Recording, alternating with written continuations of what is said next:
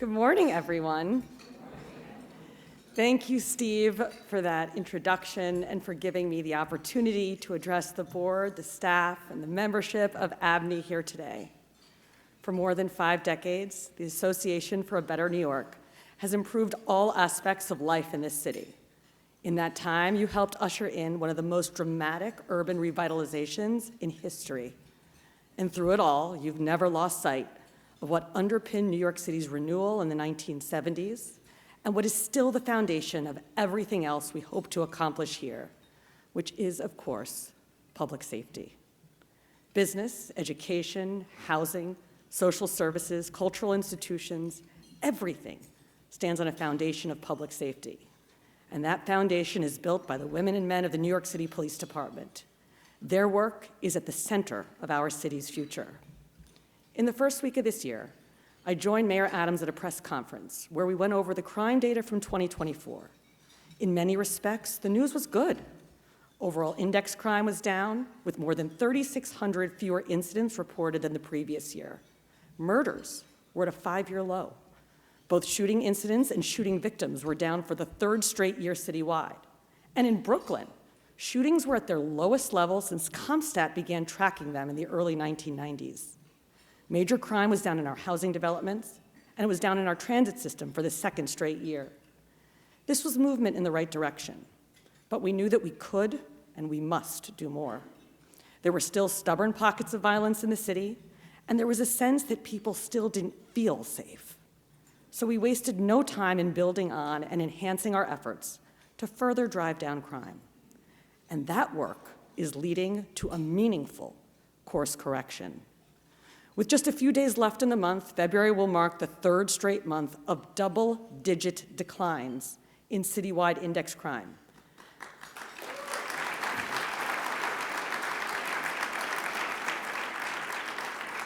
After a 16% drop in December and a 17% drop in January. So far this year, overall major crime is down more than 15%, with significant reductions in 6 out of the 7 index categories. Crime is down across every city borough. It's down 12% in housing, and it's down 28% in our subways. Simply put, the crime reductions the women and men of the NYPD have delivered over the past quarter have been extraordinary. And if 2024 was a step in the right direction, then 2025 has so far been a leap forward. But why? How are we doing this? Well, it's not by accident or by circumstance, or by doing more of the same. One way was to reimagine how the police department viewed and analyzed crime. And it went back to the greatest innovation in policing over the last century, CompStat. When CompStat was developed in the early 1990s, my mentor, Commissioner Bratton, was thinking about crime at the precinct level. But the average police precinct in New York City is quite large, and each one varies widely in size, in population, and land use. What was working in Midtown might not apply to Mott Haven. And 30 years ago, the data was less detailed and the process less defined. Now, though, with more powerful analytic tools and the capability for more sophisticated evaluation, we can be more precise than ever. And we can extend the transformation that CompStat began through the establishment of zones. The idea is to focus on much smaller geographical areas than precincts. Specific street segments, portions of neighborhoods, even stretches of blocks that cross precinct borders. Wherever we see increases in crime, we analyze those spikes, and those areas become our zones. Hyper-local, concentrated regions where we can maximize the effectiveness and efficiency of our deployments. These deployments are flexible and can quickly adapt to shifting conditions through the use of our mobile field forces. The idea is quite literally to flood the zone. In a world with limited resources, you can't flood the zone across a 4-square-mile precinct, and you don't need to. But you can do that across 10 problematic blocks. Every day, we are deploying about 650 additional officers to dozens of zones around the city. These deployments are not about targeting individuals. They are about combating crime exactly where it's happening. This is a focused, location-based, scalpel approach to crime, and the early returns are extremely encouraging. Over the first 8 weeks of 2025, major crime in our zones is down more than 30% overall, including a 36% decline in our 125th Street zone in northern Manhattan, a 42% reduction in our downtown Flushing zone, and a 30% drop in crime in the White Plains Road zone in the Bronx. And in our Roosevelt Avenue zone, major crime is down 40% compared to last year. Complex analysis establishes the zones, and then, just like they did in 1993, we put the cops on the dots. It's a data-driven model based on straightforward logic. Uniformed police presence drives down crime and disorder. And it's working above and below ground. With 472 stations, 6,712 subway cars, and 665 miles of mainline track, the New York City transit system is the largest and most traveled in the Western world. Every day, millions of people rely on the subway to get them where they need to go. And we know that the system will always be a bellwether for public safety in our city. Riders must be safe, and they must feel safe too. That's why, among my first major initiatives as police commissioner, I announced a 3-part transit safety plan, and I have a few updates on that plan for you this morning. First, to reiterate, Part 1 began with optimizing our resources to ensure that our deployments were as effective and efficient as possible. As a result of our analysis, more than 200 transit officers are assigned to daily, dedicated subway patrols in the highest crime stations in the system. And within those stations, our officers are posted away from the entrances and mezzanines and onto the actual trains and platforms where 78% of transit crime actually occurs. Part 2 was the reassignment of hundreds of officers from desk jobs and administrative work to transit patrol, which enables us to put 2 uniformed officers on every overnight train in the city. These cops are highly visible and move from one car to the next, addressing conditions as they encounter them. And I want to mention Governor Hochul was instrumental in funding this segment of the plan. I am grateful for her partnership and her investments in transit safety. Part 3 is about the transit system's rules themselves, and it is a meaningful, systemic shift in how we approach policing in transit. Over the past 10 years, prohibitions against taking up multiple seats, laying outstretched, smoking, drinking alcohol have not been consistently enforced. This increased the perception of an unsafe system, and it needed to change. So we piloted that change in Transit District 20 in Queens. We've added Transit District 34 in Brooklyn, and if these pilots are successful, we're looking to expand this program in the coming months. Our cops will not simply walk by someone who is violating the law and disrupting other passengers. We will correct the condition. This is not a dragnet, this is not harassment, and this also isn't about one person taking up 2 seats on a half-empty train. This is about restoring a sense of safety and order to the system. It is also a response to New Yorkers telling us that unchecked disorder makes them feel less safe on the train. And the truth is, this approach also allows the NYPD to address the random acts of violence that we have seen in our subways. Since this refocused enforcement began, about 32% of the encounters have resulted in an arrest, mostly because of open, active warrants, meaning that these people who are violating transit rules were being sought for other crimes they'd committed in the past. Of those people arrested, 31% were convicted felons, and all combined, they had nearly 3,600 priors, which is an average of 20 prior arrests per person.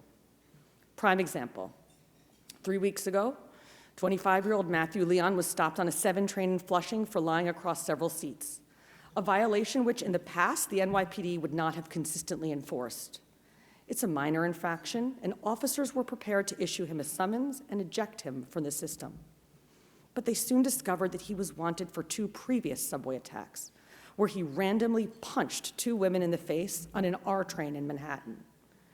And as officers were processing those assault arrests, Leon was connected to the forcible touching and sex abuse of 3 young schoolgirls in Ridgewood, which happened the same day as he was stopped on the 7 train. So Leon, a known recidivist for assault and other sex crimes, was caught and jailed again. The early data is promising.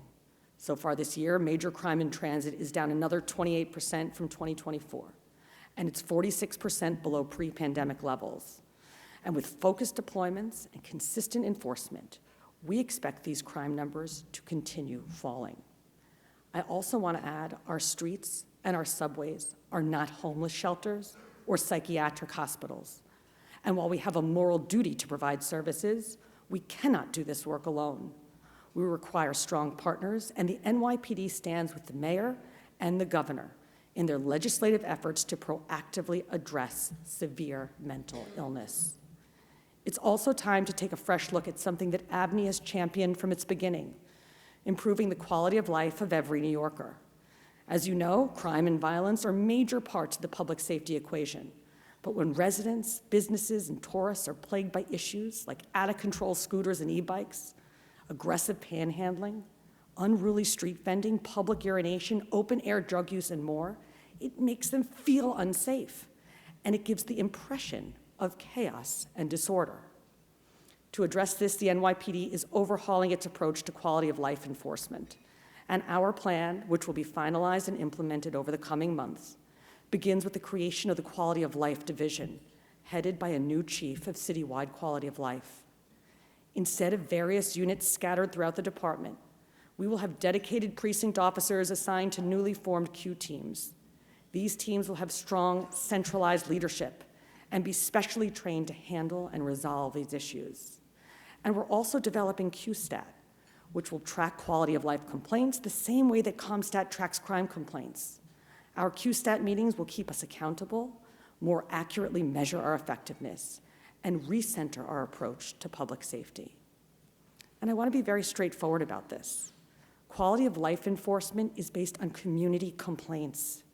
It's about listening to the people in our neighborhoods who are calling 311 and pleading for someone to come and help them.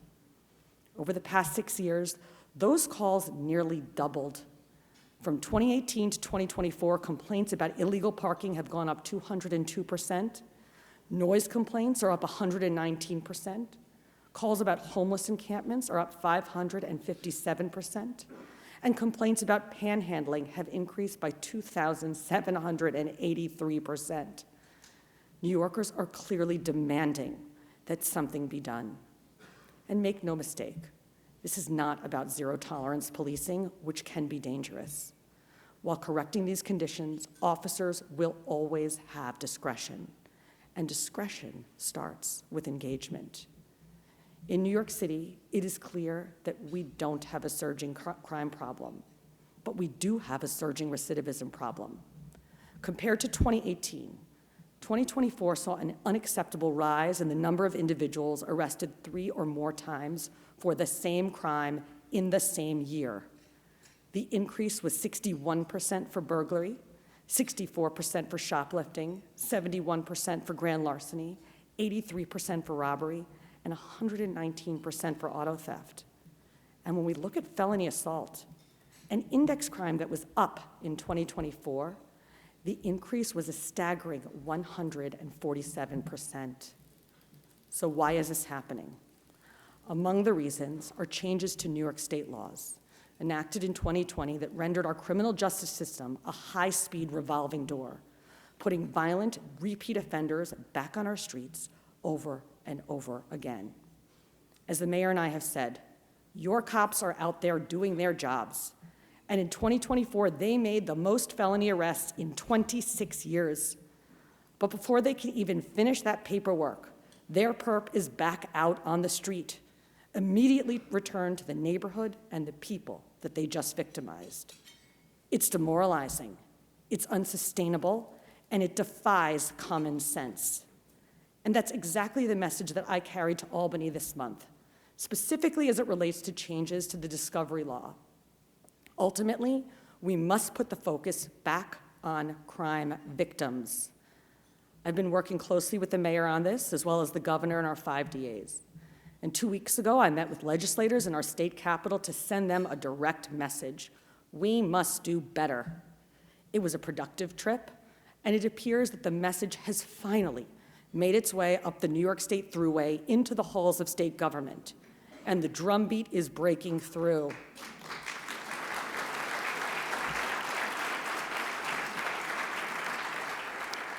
There is now acknowledgement of the recidivism and discovery problems we are facing in New York City, and that something has to give. The current discovery law has been manipulated by the defense bar to get cases dropped, and it is high time that we advocate for crime victims as hard as they advocate for criminal defendants. We have been very clear on the specific changes that need to be made to the discovery law, and we cannot applaud any changes that do not directly address the problem. This is not a time for half measures. And it's also important to know the changes that we've put forward in no way retreat from the underlying spirit of the criminal justice reforms of 2020, including the notion that those accused deserve to see all the available relevant evidence against them, and they shouldn't be surprised by anything at the 11th hour. But the 2020 reforms had unintended consequences that put the safety of New Yorkers at risk, and these unintended consequences have to be addressed. Changing the criminal justice laws alone, while necessary, is insufficient. Too often, our prosecutorial partners decline cases or effectively dismiss cases through adjournments in contemplation of dismissal or ACDs. I have met individually with many of our DAs on this issue, and those productive discussions will continue so that we can forge a safer path forward. There's always room for improvement. Our DAs are our most important partners, and our work together undoubtedly makes our city safer. But any blanket policy that makes the revolving door spin faster must be reevaluated. Here's an example. On February 20th, just 6 days ago, Tyreek Martin was arrested for horrifically assaulting and attempting to rape a woman on a subway train. Martin has an extensive history of unprovoked assaults, including of a mother who was pushing her 2-year-old child in a stroller, a school crossing guard, and a woman on a staircase in a subway station whom he punched in the face. Martin failed to appear in court for the punch and was wanted on an active warrant. When the NYPD found him on February 15th, he was arrested for violating the rules of the transit system and the misdemeanor of aggravated harassment. But then the district attorney's office declined to prosecute the case. In their words, in the interests of justice. The judge then vacated Martin's bench warrant for punching the woman in the face. And 4 days later, Martin assaulted and attempted to violently rape a woman on a subway train. What are we doing here? How is not prosecuting a violent repeat offender in the interests of justice? This just can't keep happening. Because here's another example. On the morning of February 18th, during the execution of a search warrant in Lower Manhattan, an ESU detective was shot in the shoulder. Fortunately, he is expected to make a full recovery, but it should never have happened in the first place, because the perp, a career criminal with multiple prior arrests for gun possession and narcotics, should not have been out on our streets. When he shot our officer, Edwin Rivera was out on parole for the 4th time. And when he was arrested last November, which could and should have easily led to the revocation of his parole, the DA's office effectively dismissed the case with an ACD, ensuring that there would be no review of his parole status and putting him right back into the community. And then 8 days ago, he shot a cop. We were lucky that morning, but we shouldn't have to be lucky because we shouldn't ever be put in a situation that is so easily prevented. Remember, these are 2 examples from just last week, but we've been seeing the effect of these policies for a while now. Toothpaste and laundry detergent locked up in cages on pharmacy shelves, mom and pop stores closing because they can't recover from shoplifting losses, people brazenly stealing from our retailers, really taking their time with it and calmly walking out of the store without a care in the world. All of this is at least in part due to the removal of serious consequences for certain misdemeanors. I am channeling the voice of virtually every NYPD cop and everyday New Yorkers when I say, enough is enough. Criminals in New York City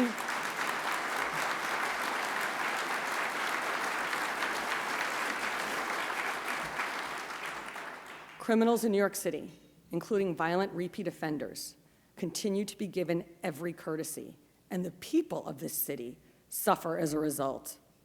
It's happening at the local level, too. Just 2 days ago, the New York City Council held a hearing to abolish the criminal group database, a critical investigative tool focused on violent gangs and crews. Just last month, we stood with the Queens DA and announced a takedown involving members of a street gang called Trenda Aragua. We seized 34 illegal guns in that operation and made multiple arrests. We took violent gang members off the street who had inflicted unspeakable pain, suffering, and fear in our community. And we closed that investigation in large part because of the criminal group database that the City Council seeks to remove. As the mayor has said, abolishing it would be quite obviously a huge mistake. We look forward to working with the Speaker on this and all other legislation that impacts our public safety. Think about it. When you see someone standing against the wall on a subway platform out of fear, it is partially due to the mental health crisis. But let's be honest about this. It is also the result of New York State laws, New York City laws, and internal prosecutorial policies that handcuff the police, that expose them to untenable risk, and that allow criminals to prey on victims again and again and again. The good news is much of this is supremely solvable. My approach to government work has always been to identify problems and find tailored solutions. And in this case, many of the solutions are as obvious as the problem. Speaking to this group today, I would be remiss to not briefly mention immigration enforcement. I have been consistent on this from the beginning. The NYPD will continue to target criminals, regardless of their immigration status, including through our work with local, state, and federal task force partners, as we always have. But the NYPD will not participate in civil immigration enforcement, period, in accordance with the law.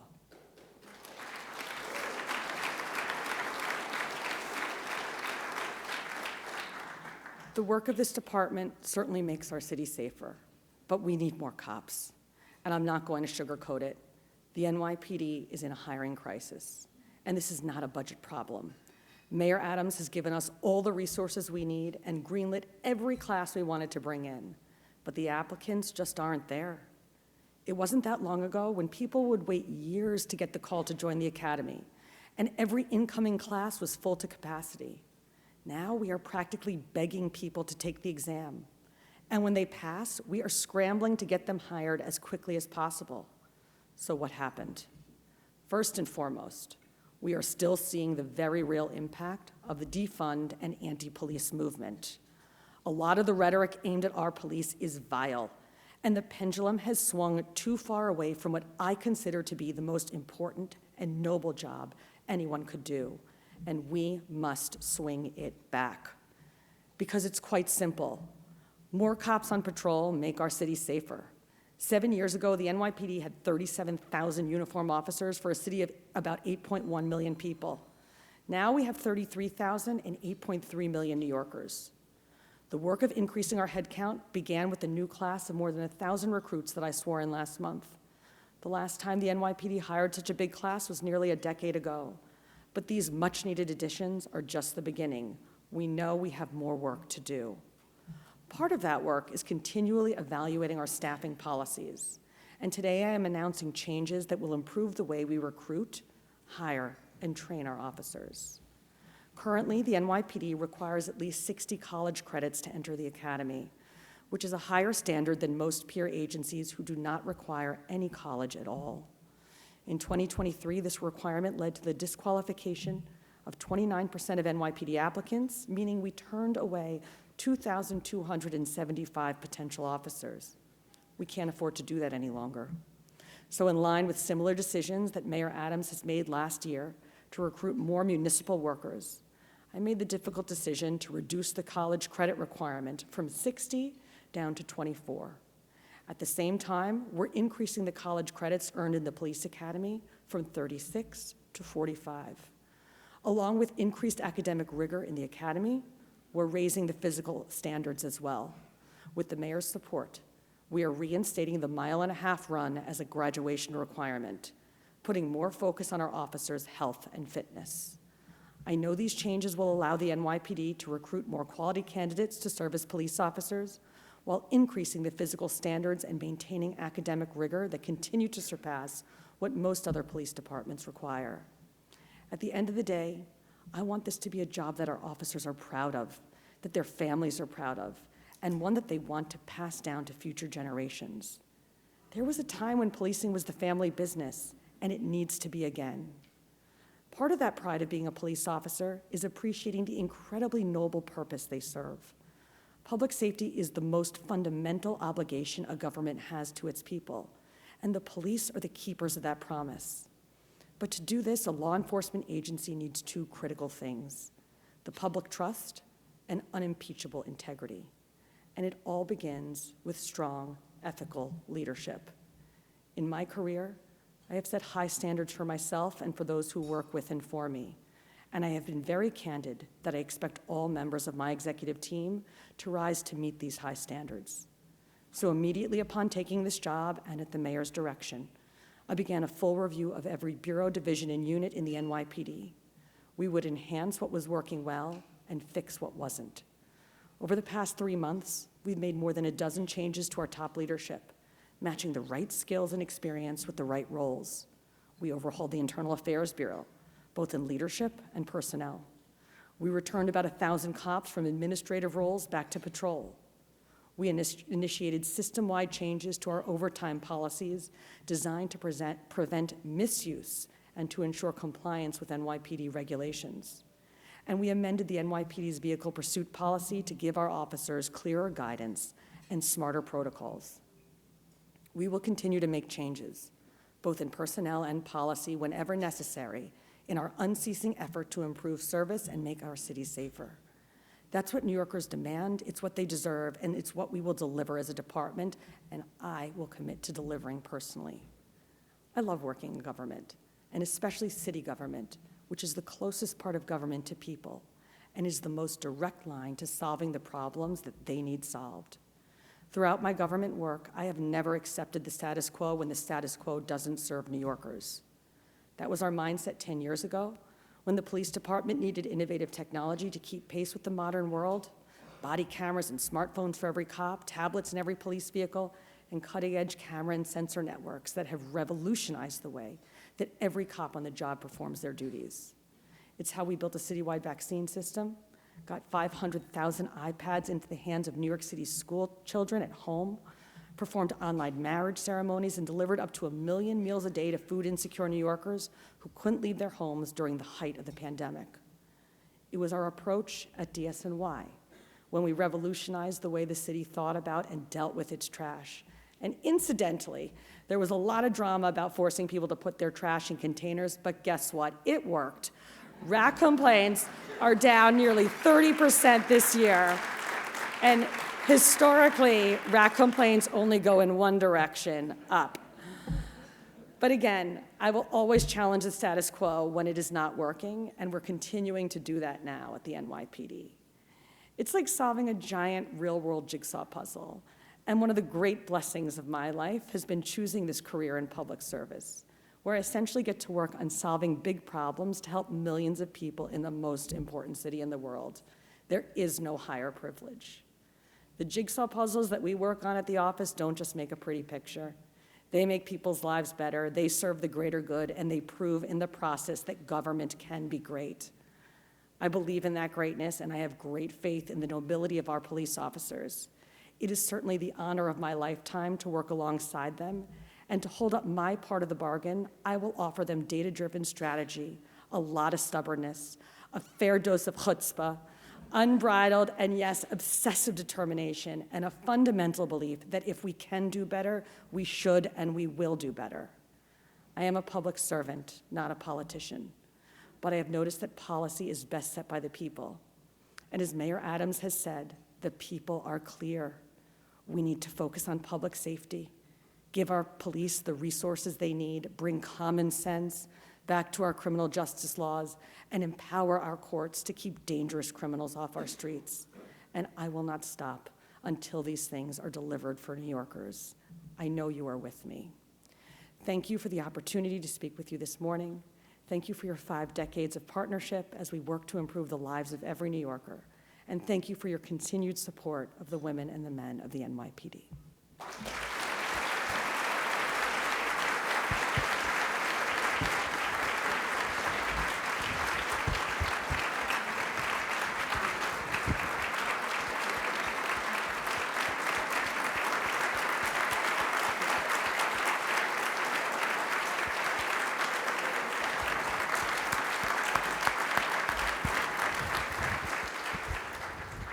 All right, we have time for a few questions.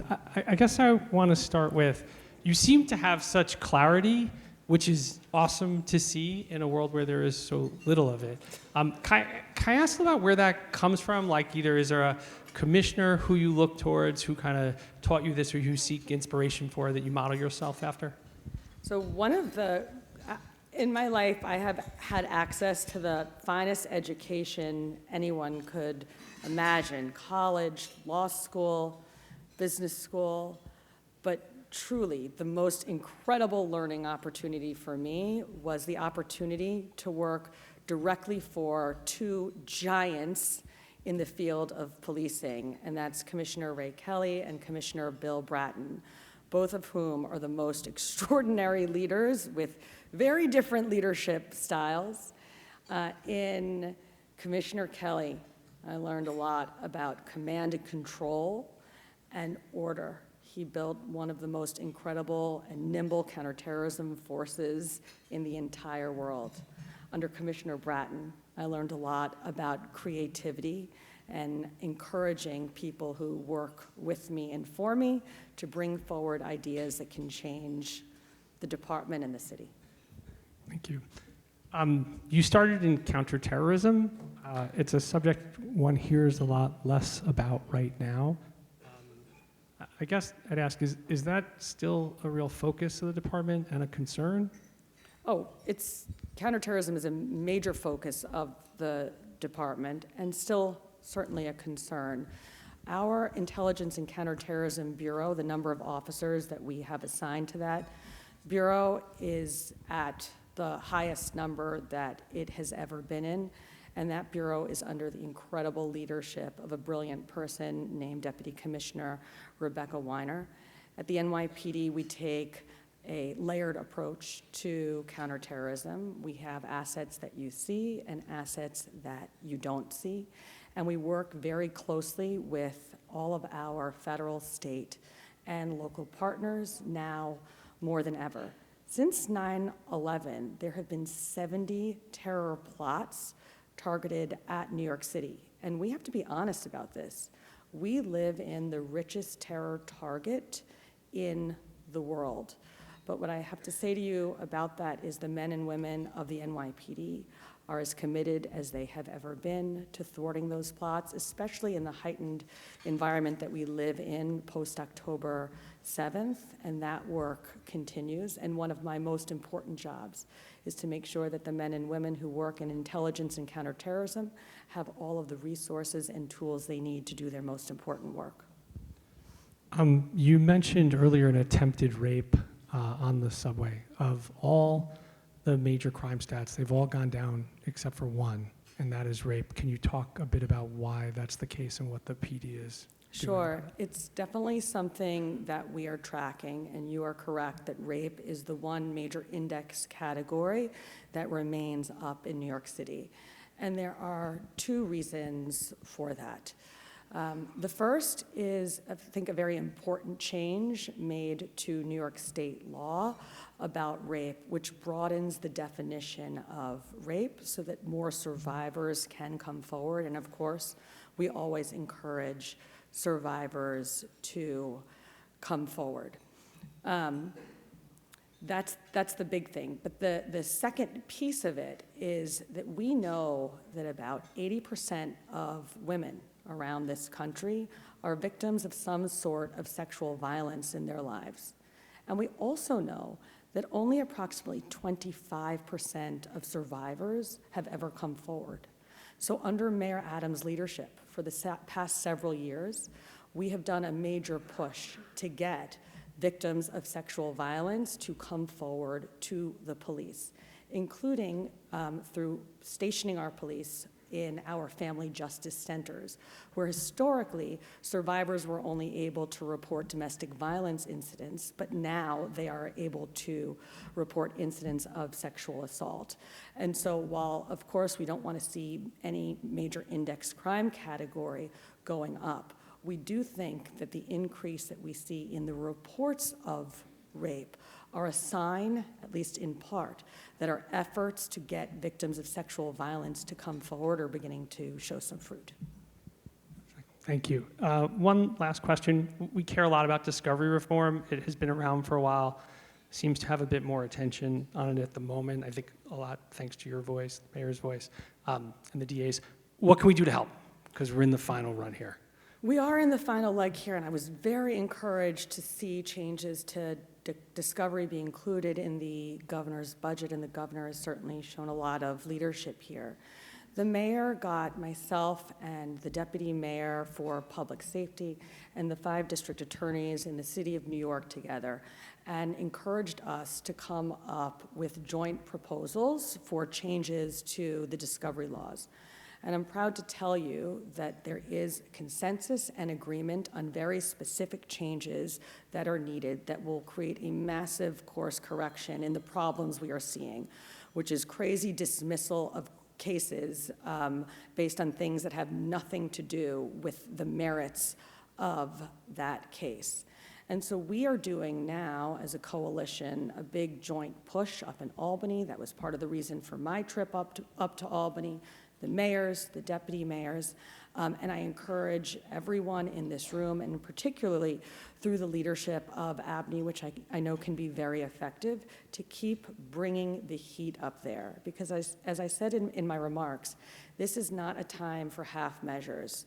And I personally will not applaud any changes to the discovery law that do not address the underlying issues. Commissioner, thank you. Thank you for your voice and what you're doing. And we're grateful. Thank you.